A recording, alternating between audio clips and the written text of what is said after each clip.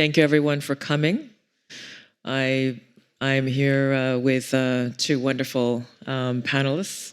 Shall we all introduce ourselves one by one? Krista Kim, I'm a digital artist, and I've been practicing digital art since 2013. I am interested in creating Zen for the digital age, Zen experiences through immersive digital experiences, and also now into the metaverse and emerging technology such as AI. Simone, Chief Metaverse Baddie, as the title said, of POC Lab. POC Lab is a creative and innovation studio. We focus on bringing brands and consumers together through meaningful virtual experiences. It was founded on the basis that, honestly, when I went to Web3, I just didn't see myself be seen. And so I didn't feel reflected in the technology or in the room. So we founded our company based on the fact I wanted to bring this to be more accessible and have more visible representation of our communities, Black and Brown, women, LGBTQI+, disabled, to ensure that as we move forward, we're not leaving anyone behind and we're creating safe spaces for everyone. Hi, I'm Amanda Cassatt, aka Amanda.eth. I was on the early Ethereum team, was Chief Marketing Officer at Consensus from near the beginning through 2019, where we built the first Web3 marketing team that brought Ethereum to market, along with MetaMask and Fura, Truffle, and a whole bunch of things that didn't work. But we learned a lot about that too. Started a company 3 years ago called Serotonin, which is the leading Web3 marketing and product studio. We do all kinds of marketing and some other services, and we've built a couple of products and spun them out of our studio. First Mojito, then Franklin, and most recently our platform. I also have the honor of being one of the investors in NFT Now, and we're so proud of Now Media and everything they've built with the gateway. Woo! So I guess we'll just have this sort of as a roundtable discussion. The topic is niche to mainstream. So I guess we're really addressing, how Web3 is really a niche culture and an organic culture based around blockchain technology and decentralization, et cetera. And why not share our thoughts about, what kind of projects, how do we reach the mainstream? How does Web3 reach a critical point of scale? And what are your thoughts on that? So for us, or our company, we, as I said, we create meaningful experiences. So we really tap into brands, marketing, innovation, D&I. I don't want to just create something to create it. Our experiences are generally edutaining. So our most recent, which you'll see the trailer afterwards, was the Cultureverse. We created a virtual experience celebrating the 50th anniversary of hip-hop with Walmart. I know, Walmart, hip-hop, what? I get it. But they're really into testing and learning, and they have a platform, which is Black and Unlimited, that they've already been working with Black creators to supercharge their creativity. One of the reasons we wanted to create a virtual experience was to allow 25 different Black artists the opportunity to be in the metaverse, to understand this technology, to bring their communities in, and for them to finally have their aha moment. Lady Phoenix, I don't know if she's here, she gave me my first aha moment, like, oh, this makes sense. And to me, everyone needs to feel that in their way. Sometimes I feel that Web3 is very precious with the information that we have. We want you to experience it the way that we want you to experience it, versus allowing people to have that space and just be in. So we created this experience that focused on hip hop through an edutaining experience. You play the game, but you're also immersed in art, graffiti, fashion, brands that have never, you probably didn't even, I don't know how many people know Jet Magazine, but Jet Magazine is huge in the African-American community. They're in there with a digital experience that will blow your mind. They're actually going to play the trailer because I think the visual is more helpful. And we really wanted to get a sense for people that have never been in the metaverse, that don't understand what it is, to really finally get that you don't need the Oculus, you can go on it on your phone, and for them to have fun in it. I think they're going to play it. I'm not sure. I keep dropping the line, play the trailer. You're talking a lot about education, and I thought it was really interesting that Walmart is now involved in stepping into Web3 and exploring that. How would you say was the feedback and the experience of the community with Cultureverse? So on spatial, we outperformed every branded experience that has ever been on spatial. Congratulations. We hit 75,000. And it's because we led with community and culture. We created an experience that was one of a kind, that intersected art, gaming, fashion, all of the things, and it was done with meaningful purpose. It wasn't just, let's play this game, or let's just sit in this static metaverse experiences. We all know you go in, there's no one there. That's not what we wanted. We wanted you to constantly feel that flow. And Walmart was an incredible partner for the sheer fact that they recognized their testing and learning. It's about the platform. It's not about the product. At a certain point, we were like, maybe you do want your brand somewhere in the experience, because they were like, no logos, no logos. Not one point was it about pushing product. It was all about pushing brand identity. And they love the fact that when we say Hip Hop 50, Cultureverse, Walmart, everyone is like, Walmart, what? That's the way that they want their digital brand presence to be revisited, to look differently. They just don't want to be a retailer. And they're already doing the work. So for us, it's also very important that we're not partnering with brands that just want to check a box, that they have to be doing the work, because if it's not, then it's not authentic. It doesn't become a clear story. And that's why we were successful. It felt authentic because it was. Yeah, so authenticity, another key word in the space, and community. And Amanda, what experiences do you have with brands, and from your experience from, these brands engaging with Web3 to reach a widespread audience beyond, right, the mainstream audience? It's so cool to me that brands are using and aligning with art in order to get into Web3. When I started working in this space in 2015, it was not an aesthetically beautiful space. The parents of cryptocurrency are technology and finance. And so the people that we had in our movement in 2015 were people from technology and finance. And it wasn't an aesthetically, sensorially rich kind of scene. It was only when the art use case really came online in the last cycle. And yes, there were some very early adopters in earlier cycles too, but it exploded in the last cycle. And I think that Web3, and we're calling it Web3, not just cryptocurrency, because currency isn't the only use case anymore, which is very cool. Web3 is going to touch every single industry, and every single industry is going to be built on these kinds of new economic rails. And the fact that this technology intersected the art world so early in its lifespan has been so gorgeous and healthy for the space, because not only has it brought beauty into the space, it's brought a new crop of people into alignment with the movement and the community. And that's brought the brands with it. The brands want to align with beautiful experiences. They're excited about the opportunity Web3 offers to not just sell people a product, but to enter them into an engaged community so that they meet each other, which is completely novel and unique. And we see this in our work, some recent drops and projects that we've worked on, the new Mercedes collection that just came out, NXT, Shiseido, which is all over the place here, which is awesome, working with the Art Blocks engine. We are really proud using Mojito to help bring both of those to market. We've worked for a long time with Sotheby's. Even the Simpsons agree that the fine arts use case for NFTs has product market fit. And we're excited to see this next iteration with a lot of emphasis on membership, rewards, and loyalty as this art use case continues to grow as well. Yeah, I like all this conversation about building community, about the authenticity of it, and how brands want to be involved, how they want the brand alignment with art and movements, the new social movements that we are experiencing right now.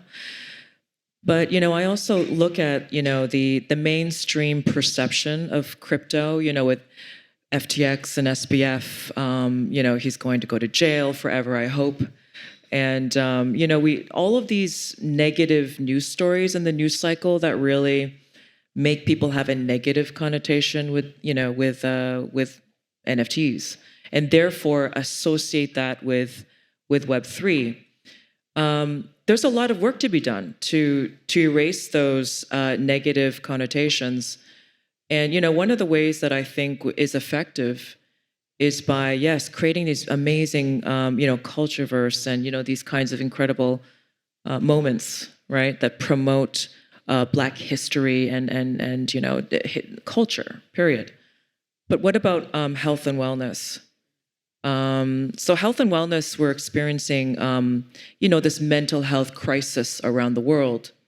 And I basically think that social media is primarily to blame for this phenomenon. Entire generations of young people are experiencing the greatest, numbers of loneliness, depression, anxiety, and suicide rates are the highest ever in human civilization.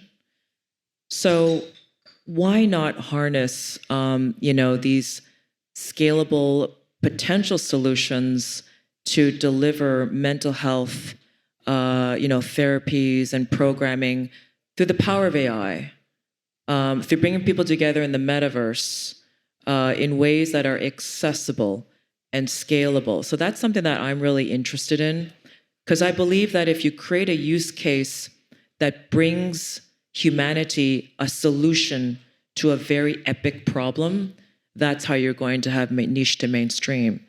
So I'm actually, my company is actually collaborating, with Deepak Chopra, who will be coming on stage soon, to create an AI solution, a conversational AI solution that's web-based, that can provide people with a scalable 24/7 option of speaking to someone like Deepak when you're feeling like you need that person to speak to in the moment.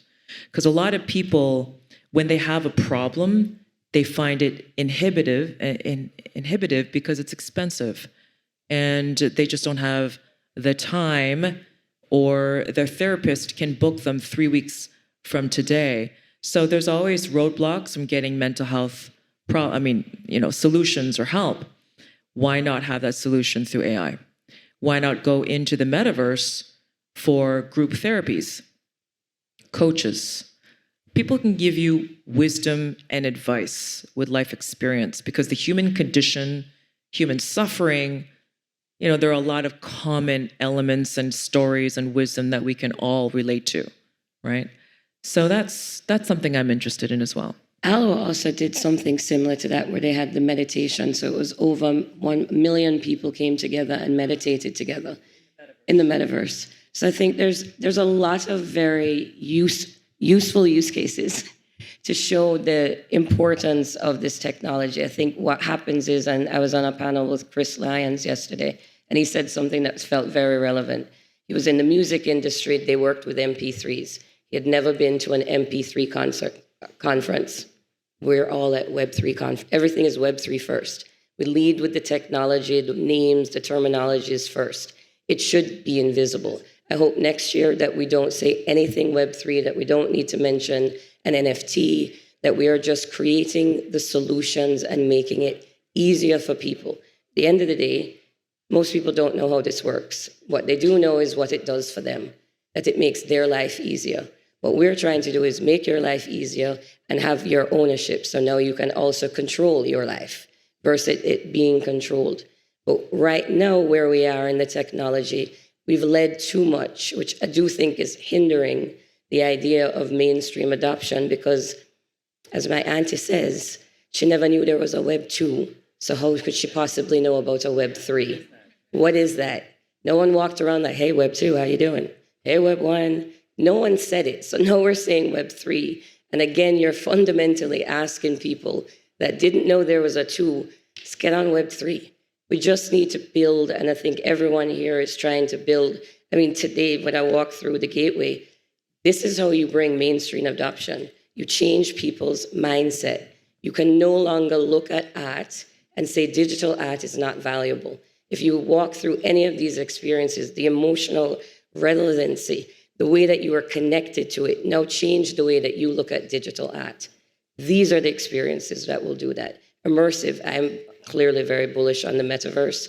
That's the way people can come in and experience technology in a way that they already know, versus us forcing them to come to us the way we want. Gaming is a simple process. Everyone has done it. These are the ways I think that it'll help. Yeah, it's funny. On this topic of bringing people together and collaboration, every technology that's ever really moved humanity forward has been a platform that lets people collaborate on larger scales. Like, what is language? What is religion? Books. Books. The Gutenberg printing Internet. press. So good, right? And so this is that. This is a substrate for architecting incentive alignment. And its USPs, if you will, are the capability of having root ownership, so self-custodial ownership, actually owning something, and then being able to program in incentive structures that are a mix of intrinsic, extrinsic incentives in order to coordinate behavior. And this is one of those step function growth moments. And what I think is important to get away from is this idea that Web3 is a monkey NFT. Web3 is this, Web3 is that, right? Web3 is a substrate. It's clay. It's clay that people can learn about and learn to mold if they're builders. And then in terms of reaching people that are users or consumers of those things that have been built, what we say in marketing is, know your audience. If it's an audience that's going to resonate with messaging that includes words like Web3 and NFTs, by all means use it. And if it's going to be an audience that doesn't resonate with that messaging, and if you can abstract the blockchain experience, and there are some great ways to do that today, then don't use it. And I've watched a number of market cycles happen where periodically everyone, like I've been in this space for a few cycles, sometimes everyone thinks you're an idiot, sometimes everyone thinks you're a genius, and you just got to ignore all of them. And sometimes those words get popular again, sometimes those words get unpopular. What's important is building use cases of the tech that actually connect with different audiences using the language that's going to resonate with them. It's like how the internet got adoption. People didn't say, I want to use the internet. People came on for a specific use case. I want to watch a movie. I want to shop. I want to talk to my friend. People all came on for their own reason. And so we see Web3 native companies offering people DeFi products, new financial primitives, things you can do that you couldn't do before with value.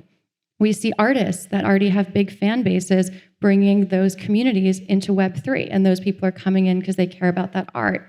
You see a company that already has a lot of fans that's putting Web3 in between their product and their fans where there's already a bunch of demand. And so it's just a new kind of product, as if stickers were just invented and everyone started selling stickers. It's a new product that doesn't cannibalize your existing product lines.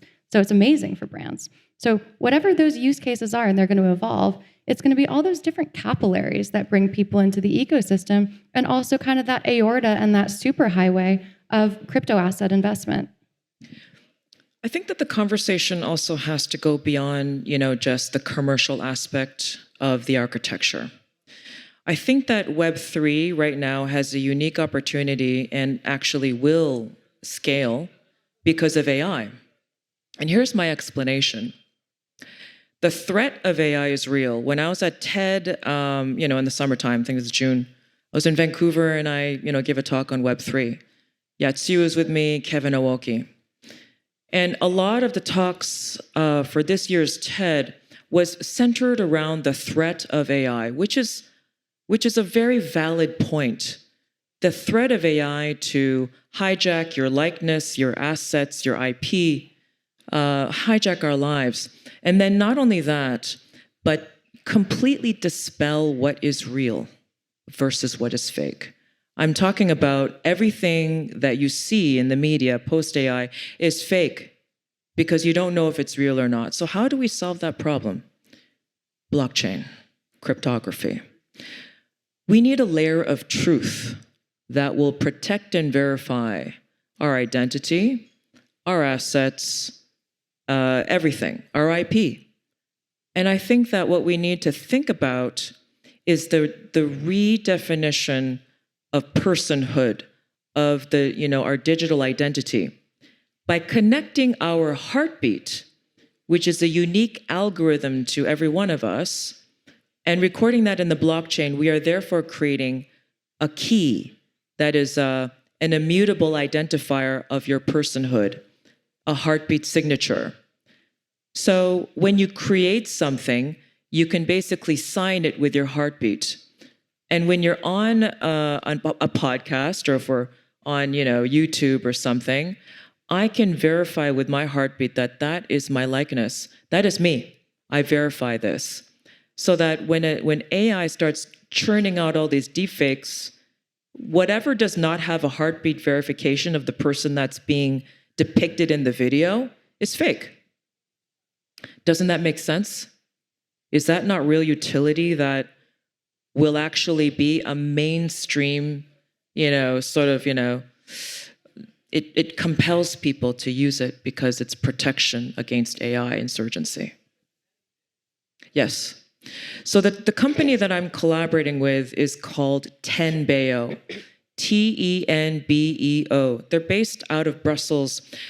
The CEO, Atalas Kotuni, is Greek, Botswanian. When she talks about how she founded the company and the whole ethos behind it, she shows me her EU passport versus her Botswanian passport. Her EU passport is like a lot of ours, like Canadian, American, etc., European. Her Botswanian passport is literally a piece of paper with her picture stapled on it. And, anyone can forge it. It can be destroyed anytime. There's no way of protecting identity. And there's so many people who are living without statehood or proper identification. They're not in a ledger. Imagine if every baby in the world were born with their heartbeat in a permanent ledger and they're accounted for. That's pretty revolutionary. And that's a very, very strong use case in the world that we need. And that's why she created the company. And now and by the way, Tenbeo does not take your data. They're not interested in surveillance capitalism. So they want to promote this decentralized self-custody. I own my data. I capture my data through my heartbeat as the key and wallet that, captures my data, and therefore I can monetize on my own data. So then opens up a whole new opportunity to create data DeFi. Think about that. There's a lot of cool provenance stuff. I think that use case with AI that you point out is really powerful. I think we're going to go from having a default assumption that content is what it seems to be to having a default assumption that it's not. And there's going to be this giant asymmetry between the amount of content that can be created and how cheaply, and the amount of time that humans have to consume that content. And so I don't think we're going to be able to verify that content is real, but I do think that we're going to be able to add attestations to a piece of content on chain by the people that have an interest in that being attested to. Like, let's say Reuters wants to say this is an official Reuters photograph. It can't prove that it wasn't AI generated, but it can say we're attaching the Reuters stamp to this image to say that Reuters says that this is. Incidentally, this is what NFT now is doing. Yeah. So there's lots of, like, one of the low-hanging use cases of blockchain is provenance. So like Luxo, like everything, right? Like, what gives a piece of digital art its value as opposed to right-click save? That's the fact that you can do provenance on chain and verify that it came from the original source that it came from. Such a cool low-hanging fruit use case of blockchain and crypto that we're going to be able to sort through all this content in the digital world and prove provenance. Like Story Protocol, which just got funded by A16Z, is doing provenance for content. So super important, and definitely something that's going to end up onboarding a lot of people, because as you rightly point out, in my opinion, we're going to need it in order to do sense making. Getty's actually just started their AI, so they're utilizing Getty's. So Getty Images. Good. They're utilizing AI, and they're now providing you, though, the images for you to duplicate. So in theory, it's a little messy. So instead of, now you can have the Getty images to now use for your AI, let's say your Midjourney or things like that, they're pulling them through. And they're using AI to, what did they put it? As a better quality version, which is also very concerning. I'm going to stay in a very positive place. I'm still, honestly, I think these conversations are amazing, but I still also think that the average consumer mainstream is still not even getting why they need to care about it. So I think that we have conversations within our bubble and we're ready to see it move, but the average person doesn't understand why they should care. The urgency is real. 1,000%. Within 5 years, We will achieve, 1,000%. AGI, where, AI will be able to think for itself and create for itself. So that is a real imminent change, and it's dramatically going to change our civilization. So the protections and the architecture of security have to be in place to prepare for that time. We have to think about our children and our children's children, and the world that they will be exposed to, where everything they see most of it will be produced by AI, and we have to make sure that we know, or they know, that's something that person actually created. We have to verify, and otherwise we will have chaos, absolute chaos. But here's something cool. Like, the UX of blockchain sucks for people, right? Like, that's one of the biggest pieces of friction to mainstream adoption. Well, it's perfect for AIs to just wrap all that blockchain-y stuff in a bow and present it to you with a nice user interface. The UX of blockchain was made for AIs to use. So what I think we're going to end up having in the pretty near term is Web3-based economic value rails, and it's going to be AI agents running over those rails. Yeah. And so the majority of transactions in the medium-term future are going to be conducted by AIs on the blockchain on behalf of people, because they're the ultimate digital natives. They're going to use digital native assets, and they're going to be able to transparently report and track what they've done on chain on behalf of people using a nice wrapped up version of the blockchain that can present to humans. And so there's a lot of cool infrastructure being built right now that's getting us there. We're seeing big institutions like PayPal, which is one of our partners, produce a stablecoin. There's a clear thesis emerging that the future of payments is going to be on chain. And that means there are all these different kinds of value that Web3 can be used as a descriptive wrapper to bring new kinds of value into a modelable digital economy that then AIs can transact with. So we're adding to the total amount of value in the digital economy, and we're simplifying how those transactions happen from the UX perspective of the human. That's the kind of positive utopian spin.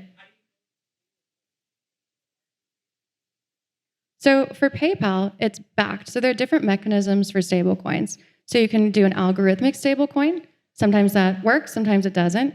You can have a stablecoin that's fully backed with a currency, which is the case for them.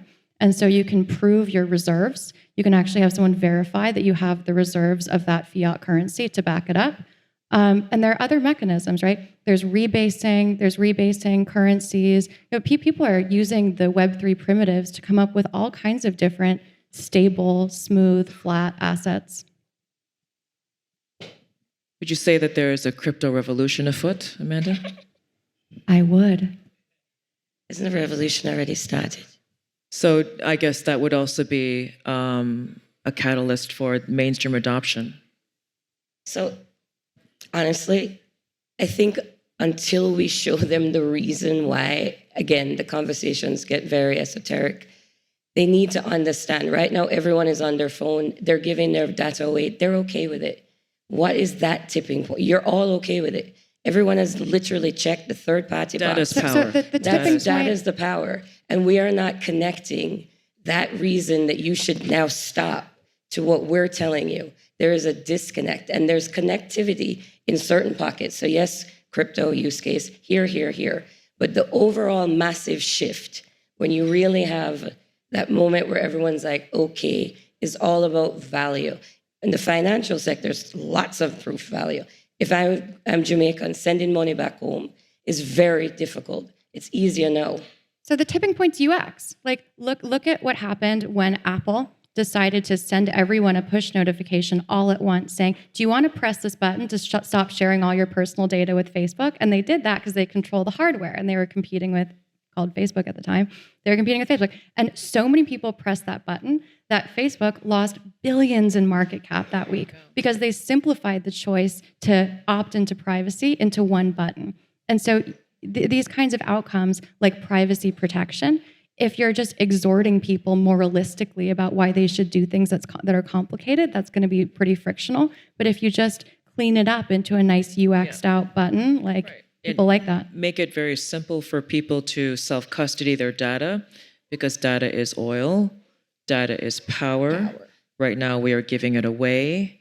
We are basically losing huge opportunity cost to these, the companies that are making trillions of dollars on free data that we give away. I don't think that that's fair. And I think that there should be legislation. I actually think that the Human Rights Code has to be updated. I think that the Charter of Human Rights should recognize data sovereignty. And I also believe that our digital identity should also be a human right for all that's connected to your biometrics. Now, this kind of legislation will then change the whole macro sort of practices. And then I know it's very revolutionary though. I mean, it's crazy to say, think about this, but it's possible. And I think it's important.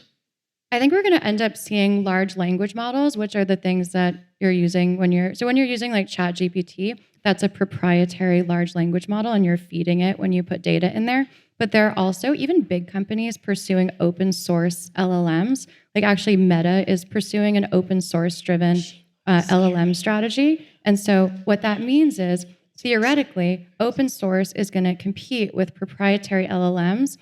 Theoretically, you're going to end up driving down the cost of LLMs, making it accessible to everybody at a pretty low cost so everyone can use them. So you're not going to be able to actually drive that much financial value just from having access to an LLM. And so, ultimately, I think the market and the competition from open source is going to push us in the direction of widespread access to these tools. Good. The more decentralized, the better. Agreed. As so many people have to be educated about the difference between centralized and decentralized systems and the threat to our democracy, the threat to our freedom, the empowerment that every individual would have in a decentralized system versus centralized, where everything is, owned by one corporation or one entity, decentralized, where people are basically owning their own sovereignty and their own data. And I think that that's a human rights issue. Wow, it's a very big topic, isn't it? It's a heavy topic, yes. Yeah, I mean, I think like people are going to need some mechanism on the internet to flag that they're people so the internet can present it to themselves in a reasonable way. Because if the internet treats you like you're a machine, it's going to be like a doc dump. It's going to be way more information than you can digest. So you need to be able to like flag them down and say, hey, I'm a human with probably like an 80 through 120 IQ. Stop feeding me stuff like I'm running on GPUs and have a 1000 IQ. And so we're going to have to have some metric, like maybe it's biometrics, maybe it's something else, to wave to the internet and say, hey, I'm a person, act at my speed. But it's really fun. Like what I love about this is we're going to become less than the most intelligent being pretty soon. And that means we need to find the human niche elsewhere. And there are other great things humans are capable of other than intelligence. We have some cool emotions. Love is cool. Communities, bonding, You mean arts and crafts. What will AI not replace? Yeah, basically, all in this terms great of stuff. Communities, right? Our feelings toward each other, our trust for each other. And if we can use all these tools to actually connect people and get us together and stimulate those kinds of feelings, that experience is the human niche. And it's fun if that pushes us in that direction, because intelligence has never really been our thing. Rote learning. Yes. Yeah. Clearly. All the robot jobs will go to the robots. AI will take care of all of those jobs. And then what will human beings be left with? I mean, if you want to go on a totally wacky thought experiment, like it could go like this. So like, let's say AI plus robotics just brings down the cost of making physical goods down to zero, to the point where anything you want is so easily affordable that money as such, as described today, isn't actually necessary, because it doesn't actually mark anyone's status or anyone's ability to access goods, because there's no scarcity of goods. And so people will need to find different stuff to do. And I think new ways to describe value. And I think they'll use Web3 to make a on-chain, like in-code description of those new types of value. And we'll organize ourselves in new ways. And that's kind of the utopian vision. Very fascinating. Wow, Amanda. I mean, wow, deep that's fast. far out. When I think about it, because, when I think about my kids, right, they're teenagers right now. And I think, what is their future going to look like when they're adults, when they're my age? I kind of feel like now we're entering a world where, kids our age are so well informed. They're so into their niche and they become experts in their passion, right? Because that's what access to information does for you. You accelerate your learning in real specialized ways, and then you collaborate with others to find solutions to the world problems. Like, I actually think that you're gonna have like task force style groups and projects that young people will participate in together and just do wicked stuff. And I think that's an exciting, future. It's entrepreneurial, it's for community, the idea of right now within gaming, you come together.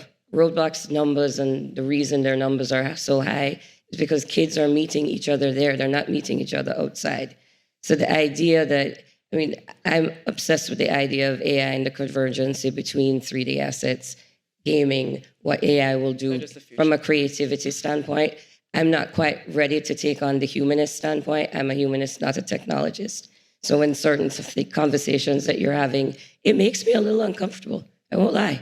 I understand it. And I think that what's frightening is that if there are not humanists participating in this technology, if we just start coming down to just code, we will be lost, and we cannot be lost. Technology Terminator. Is that part. Technology is not a product. It is a story. What is the story do you want technology to tell? And that's on us to decide. And if we are not participating in the development of these technologies, then it will only be for those. I don't know how much time we have. AI is used for the washing when you put your hands underneath. So you go to the airport, you put your hand, the water comes out, you don't have to touch anything. AI was trained to do that. So when your hand goes, it was all white men whose hands were trained on AI. So when I go, I don't know anybody else, with my melanated skin, it doesn't always work for me. They had to retrain it because it doesn't see my skin color.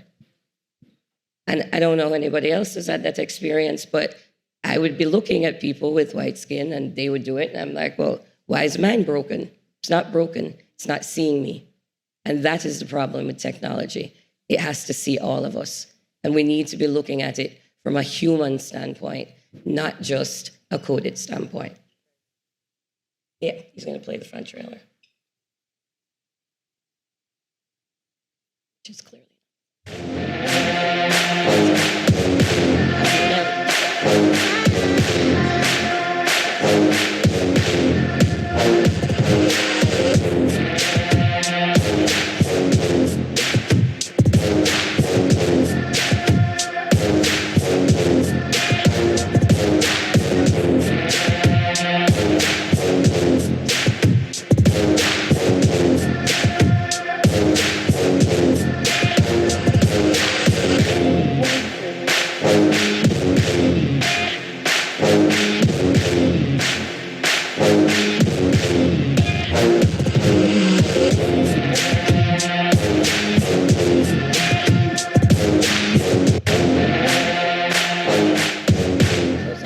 That looks so cool. Yeah, Thank cool you. Cool project. Congratulations.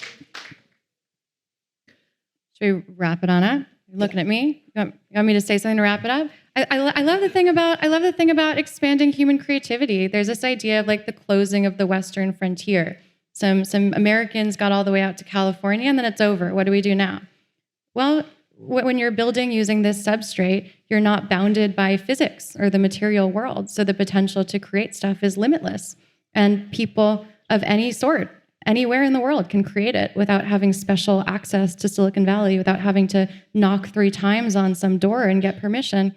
It's open. Obviously, people have different levels of education and access to internet and knowledge about things like that, of course. But it's this open place for creation for anybody, and the rules are limitless, and that's the coolest thing, and you can bring it with you. I only have 3 words to say: sovereignty, humanity, and decentralization. Culture, community, creativity. Decentralization, security, scalability. Thank you.